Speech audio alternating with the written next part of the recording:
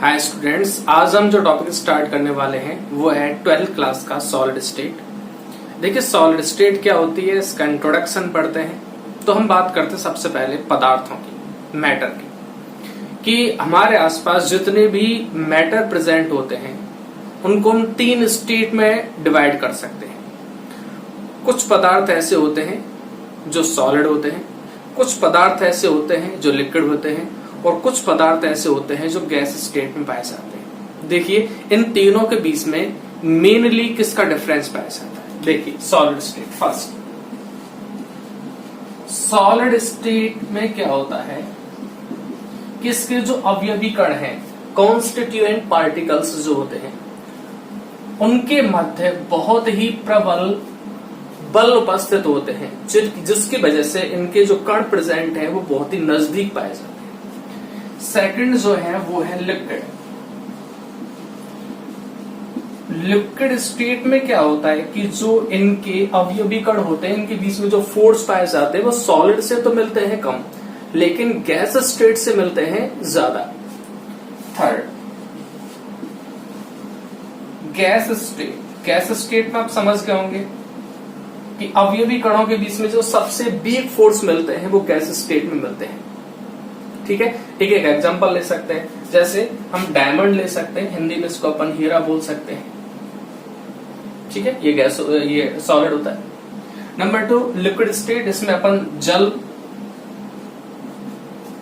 और gas state में हम बहुत सारी जो वायु होती है, जैसे O2 हो सकती है, N2 हो सकती है, H2 हो सकती है, इनको यहां पर रख सकते हैं। ठीक है, हमें अब पर्टिकुलर जो पढ़ना वो पढ़ना है सॉलिड स्टेट, क्योंकि 2 स्टेट के बारे में हम 11th क्लास में इनकी चर्चा कर चुके हैं। हमें सॉलिड स्टेट के बारे में यहाँ पर स्टडी करनी है। देखिए सॉलिड स्टेट क्या होती है, ठीक है, इसके जो फंक्शन है वो क्या है, इनके कैरेक्टर जो है वो क्या है, उनकी हम यहाँ पर स्टडी करेंगे। तो देखिए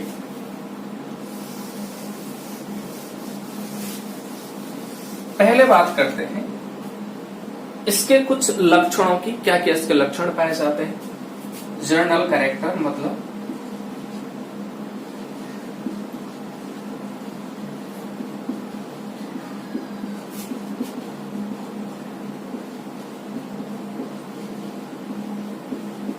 देखिए इसका जो फर्स्ट कैरेक्टर है कि इनके जो आकार होते हैं और आयतन होते हैं ये दोनों ही निश्चित होते हैं। आकार और आयतन दोनों निश्चित होते हैं, जबकि द्रव अवस्था में केवल आयतन निश्चित होते हैं, आकार कैसे होते हैं, अनिश्चित होते हैं। और गैस अवस्था में आकार और आयतन दोनों ही कैसे होते हैं, अनिश्चित होते हैं। तो पहला पॉइंट क्लियर हो गया। दूसरा कि इनकी जो डेंसिटी है, इनका जो घनत्व होता है वो गैस और द्रव दोनों से ज्यादा पाया जाता है। घनत्व, डेंसिटी सर्वाधिक होता है।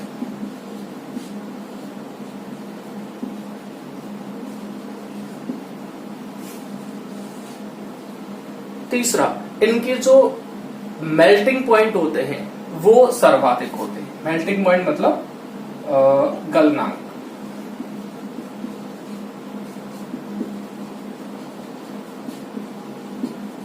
और इसका अगला जो पॉइंट है ये असंपीड्य होते हैं।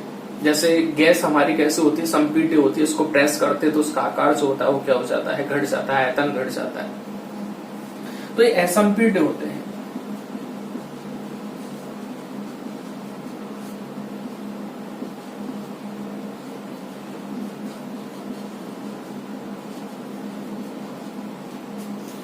इनकम्प्रेसिबल होते हैं। ठीक है, तो ये मेन इसके पॉइंट हो गए, प्रॉपर्टी हो गई इसकी। अब हम बात करते हैं कि सॉलिड जो होते हैं ये कितने टाइप के होते हैं, इसकी अपन चर्चा करें। तो देखिए सॉलिड के अंदर जो कॉन्स्टिट्यूएंट पार्टिकल्स होते हैं, मतलब अवयवी कण जो होते हैं, अगर उनकी व्यवस्था को देखा जाए तो उनकी व्यवस्था के आधार पर हम सॉलिड्स को 2 कैटेगरी में डिवाइड कर सकते हैं। तो देखिए भाई, टाइप ऑफ सॉलिड।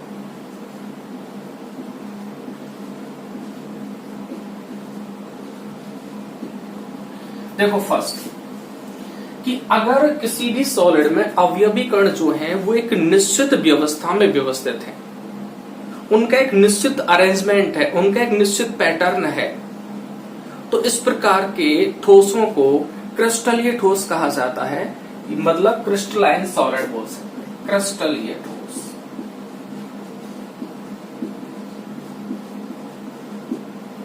बात समझ में आएगी क्रिस्टलीय ठोस की।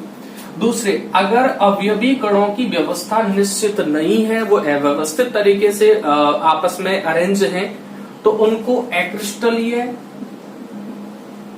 ठोस कहा जाता है।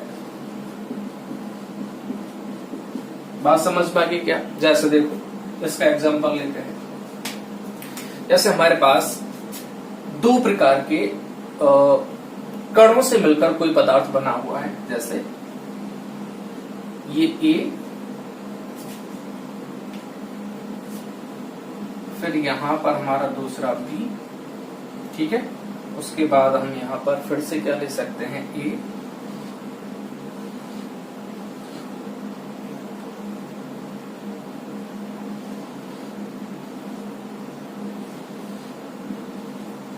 तो आपको यहां पर लग रहा होगा कि यहां पर जो ए और बी प्रकार के कण हैं, उनका अरेंजमेंट कैसा है, निश्चित है।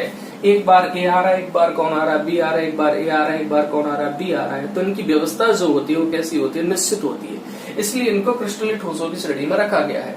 लेकिन अगर ये व्यवस्था अनियमित हो, जैसे ए हो और बी भी प्रेजेंट हो, लेकिन अनियमित तरीके से, माना कि जैसे ए 2 बार आ गया लेकिन बी एक ही बार आ रहा है,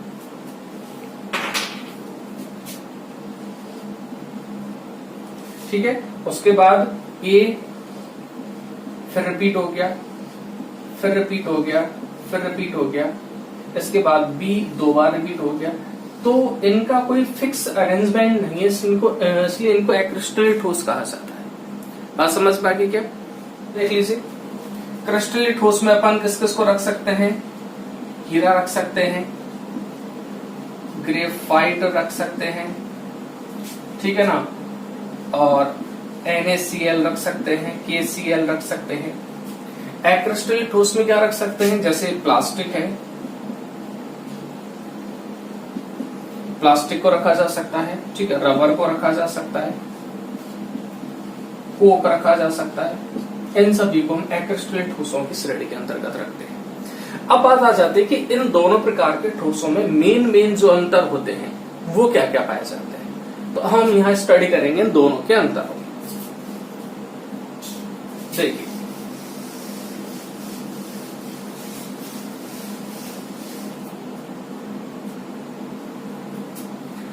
डिफरेंस,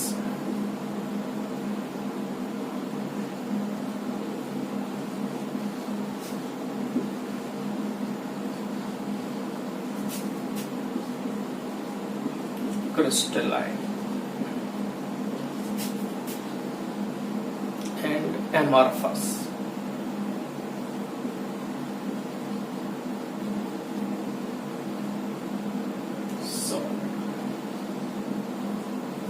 देखिए क्या क्या इनके बीच में मेन अंतर पाए जाते हैं। तो देखिए, सबसे पहला अंतर जो है वो इनमें अवयवी कणों की व्यवस्था का ही है कि इसमें जो अवयवी कण होते हैं वो एक निश्चित व्यवस्था में व्यवस्थित हैं, ठीक है। मतलब इनकी व्यवस्था कैसी मिलती है, हमें निश्चित मिलती है।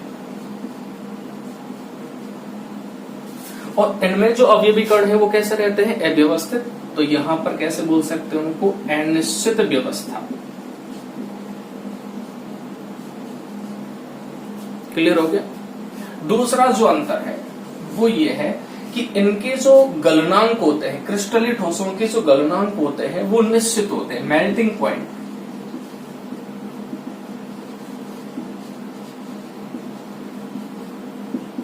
निश्चित होते हैं। मेल्टिंग पॉइंट निश्चित होने से मतलब क्या होता है कि अगर कोई भी हमारे पास सॉलिड है और हम उसको मेल्ट कर रहे हैं, हम उसको पिघला रहे हैं, तो एक निश्चित ताप पर ही पिघलेगा, ठीक है ना। जब तक वो पूरी तरह से मेल्ट नहीं हो जाता, आप कितना भी ताप इंक्रीज कर लीजिए, ताप उसका इंक्रीज नहीं होगा। वो एक फिक्स पॉइंट, ताप के एक फिक्स पॉइंट पर ही पिघलता है, तो उसको बोलते हैं निश्चित मेल्टिंग पॉइंट, ठीक है। जबकि इनमें ऐसा नहीं होता, इनके जो मेल्टिंग पॉइंट होते हैं वो कैसे होते हैं, अनिश्चित होते हैं।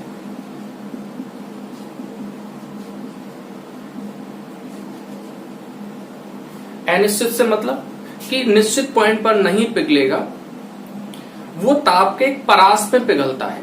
जैसे कोई भी पदार्थ है ये एक्रिस्टलीय ठोस है, और इमेज करो कि ये 100 डिग्री सेल्सियस ताप पर पिघलना स्टार्ट हो गया, ठीक है। तो ये पिघलेगा भी, और आप तापमान को बढ़ाएंगे तो तापमान भी इंक्रीज होता जाएगा। तो माना कि 100 डिग्री सेल्सियस से और 120 डिग्री सेल्सियस के बीच में पिघलता है, तो ये ताप का परास हो गया, ठीक है। तो एक्रिस्टलीय ठोस जो होते हैं ये ताप के परास में पिघलते हैं, एक निश्चित पॉइंट पर नहीं पिघलते। बात समझ में आ गई, ठीक है। अगला पॉइंट जो है कि जो क्रिस्टलीय सॉलिड होते हैं इनमें अवयवी कणों की जो व्यवस्था होती है वो कैसी होती है, दीर्घ परासी होती है।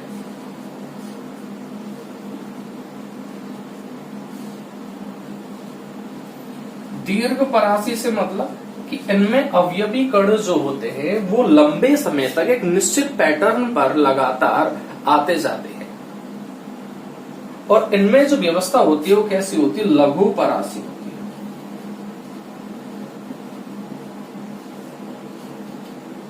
लघु परास का मतलब इनमें थोड़ी बहुत व्यवस्था मिल सकती है, लेकिन वो बहुत ही अल्प समय के लिए रहती है, अल्प दूरी के लिए रहती है, इसलिए इसकी व्यवस्था को लघु परासी कहा जाता है। क्लियर। इसके बाद अगला जो पॉइंट है कि इनको हम वास्तविक ठोस कहते हैं।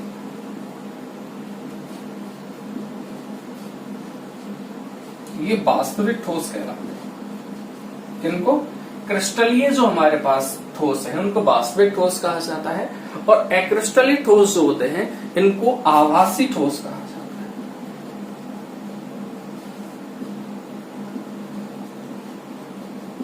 ये इनको अतिशीतित द्रव भी कहते हैं।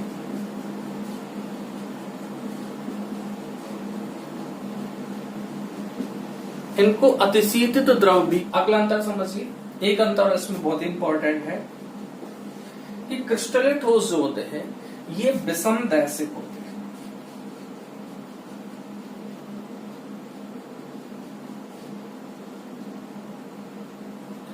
और हमारे जो एक्रिस्टलीय ठोस होते हैं ये समदैशिक होते हैं।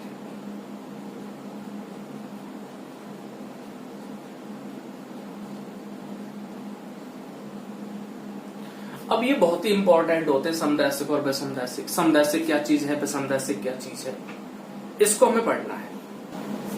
पहले हम बात करते हैं विषमदैशिक की। विषमदैशिक क्या है, तो देखिए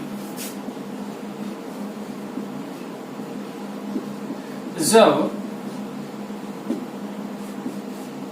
किसी भी क्रिस्टलीय ठोस के अंदर भौतिक गुणों जैसे अपवर्तनांक हो गया, ठीक है, विद्युत चालकता हो गई, ऊष्मीय चालकता हो गई, प्रतिरोधकता हो गई, इन सभी की स्टडी की जाती है, तो अलग अलग दिशाओं में उनके जो मान प्राप्त होते हैं वो अलग अलग प्राप्त होते हैं। तो इस प्रकार की जो प्रकृति होती है उसे बोला जाता है विषमदैशिकता, ठीक है। जैसे देखो हमारे पास कोई भी एक सॉलिड है जिसमें हम यहाँ पर कैटाइन और एनाइन ले रहे हैं, ठीक है। जैसे हमारे पास देखिए ये तो हो गया हमारे पास कैटाइन मतलब धनायन, एनाइन थोड़ा सा बड़ा होता है, कैटाइन साइज में छोटा रहता है। तो ये कैटाइन और एनाइन की व्यवस्था है। अब देखो यहां पर कौन आना चाहिए, एनाइन, यहां पर हम क्या ले लेंगे, कैटाइन।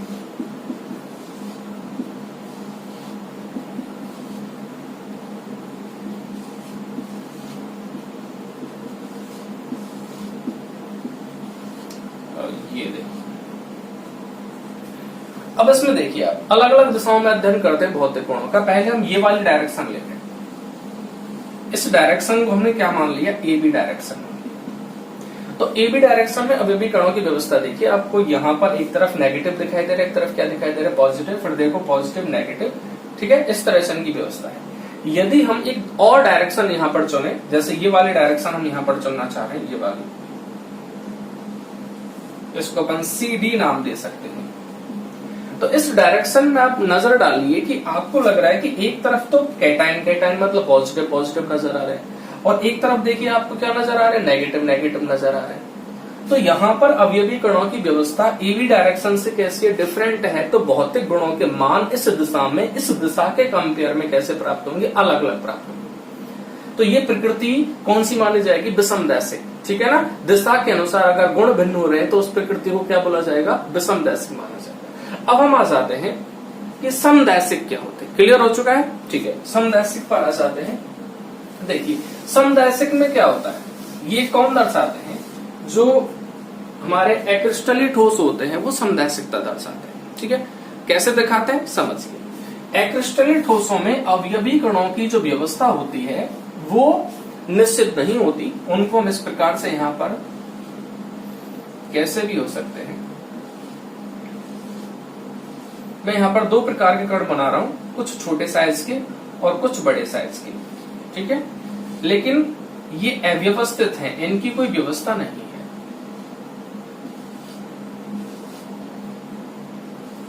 अब आप इस पे क्या कर सकते हैं, अब किसी भी डायरेक्शन में देखिए अव्यवस्था आपको एक जैसी दिखेगी।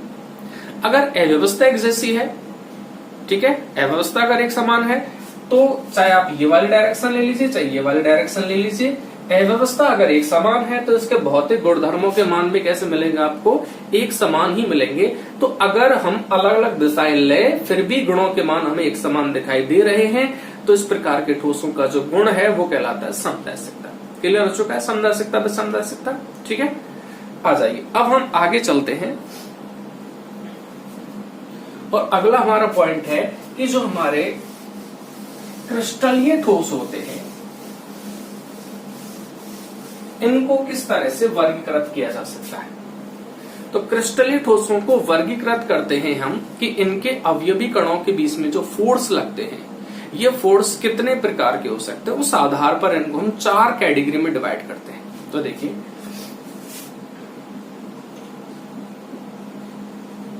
क्रिस्टलीय ठोसों का वर्गीकरण।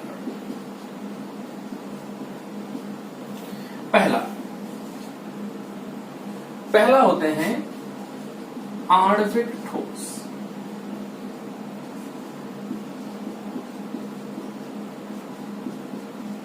इसमें क्या होता है कि जो अवयवी कण पाए जाते हैं वो क्या पाए जाते हैं, जनरली अणु पाए जाते हैं और इनके मध्य में जो बल पाए जाते हैं वो वान डर वाल्स लगते हैं।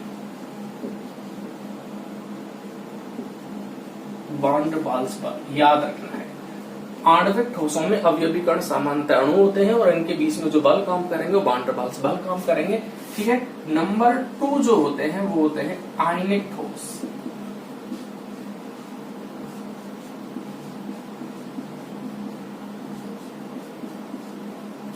आयनिक ठोस नाम से स्पष्ट है कि इसमें अवयवी कण जो मिलेंगे वो हमें क्या मिलेंगे, आयन। आयन 2 प्रकार के हो सकते हैं, या तो वो धनायन हो सकते हैं या फिर वो क्या हो सकते हैं, ऋणायन हो सकते हैं। क्लियर।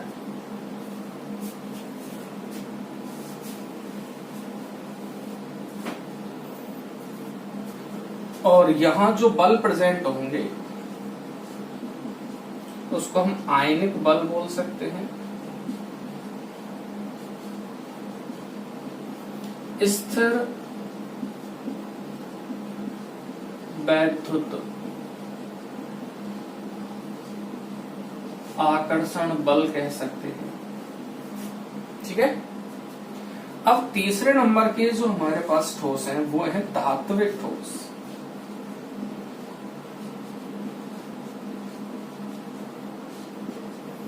इनमें जो अवयवी कण पाए जाते हैं वो क्या पाए जाते हैं, धातु परमाणु पाए जाते हैं।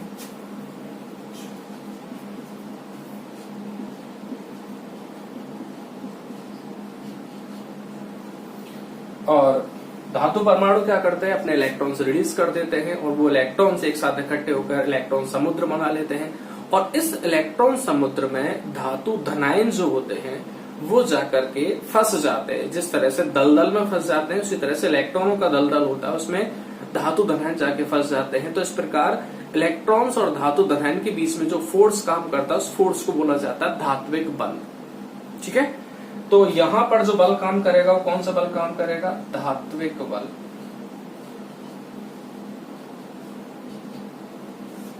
और 4th नंबर के जो हमारे हैं वो है सहसंयोजक या नेटवर्क ठोस।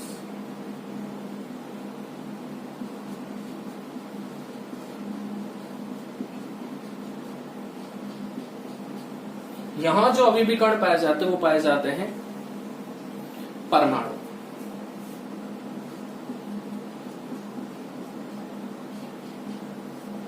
और भी दी गई है ये परमाणु आपस में सहसंयोजक बंधों द्वारा जुड़ करके एक विशाल नेटवर्क बनाते हैं, इसलिए इन ठोसों को नेटवर्क ठोस भी कहा जाता है।